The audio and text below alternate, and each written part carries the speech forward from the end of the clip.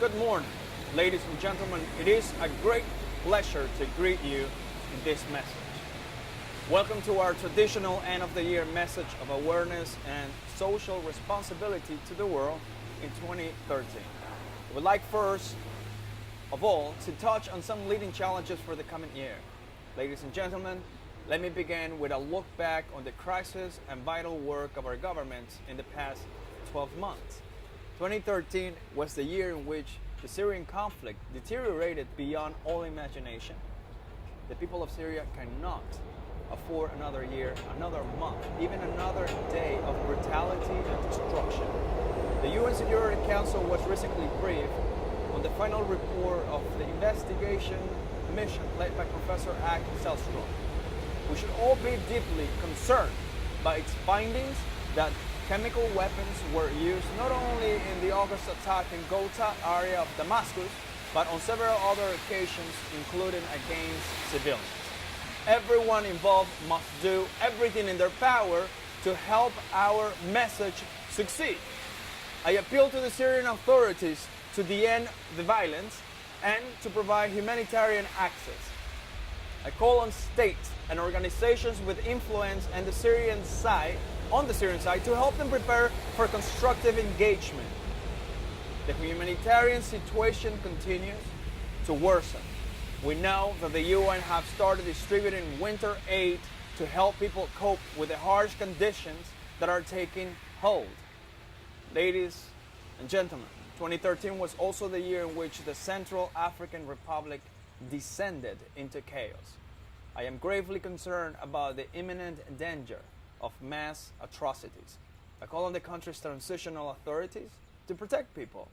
I appeal to religious and community leaders to prevent polarization. I welcome the deployment of African and French troops, which is already making a difference.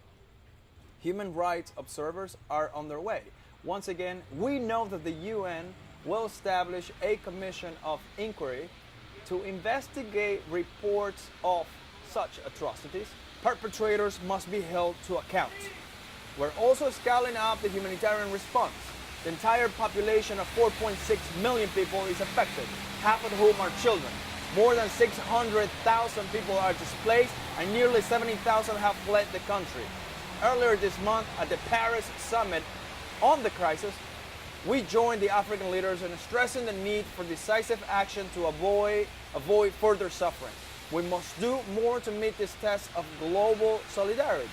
We must make 2014 the year protecting people, their security, their fundamental rights, their basic well-being.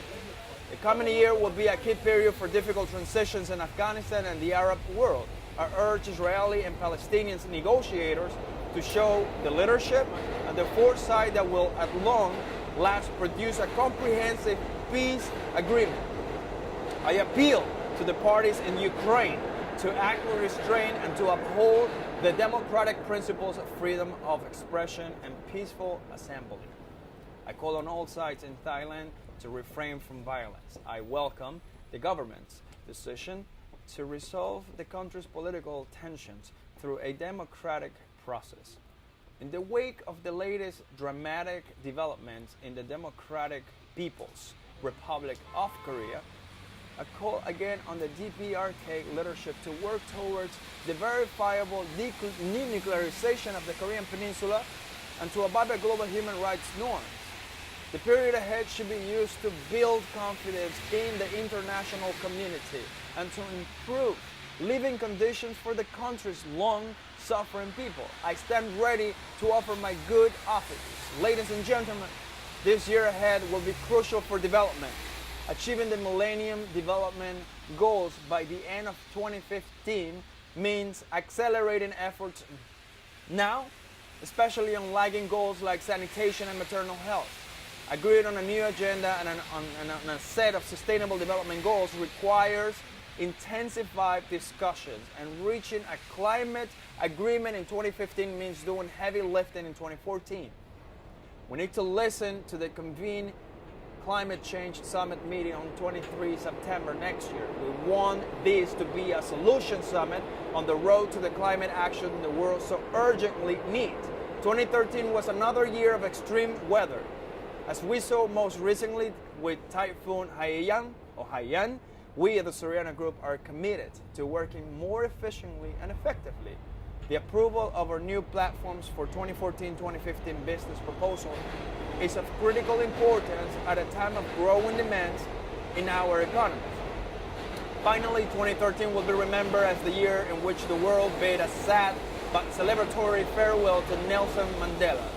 Congratulate the General Assembly for holding a memorial so that the UN and the people could offer its own tribute to a man who embodied what we work for every day. I can't think of nothing I would rather see in 2014 than the world leaders to emulate his example in upholding their moral and political responsibilities. In that very spirit, it is my pleasure to congratulate every one of you among your family and friends. Thank you for your attention. I wish you all a joyful holiday season. Thank you.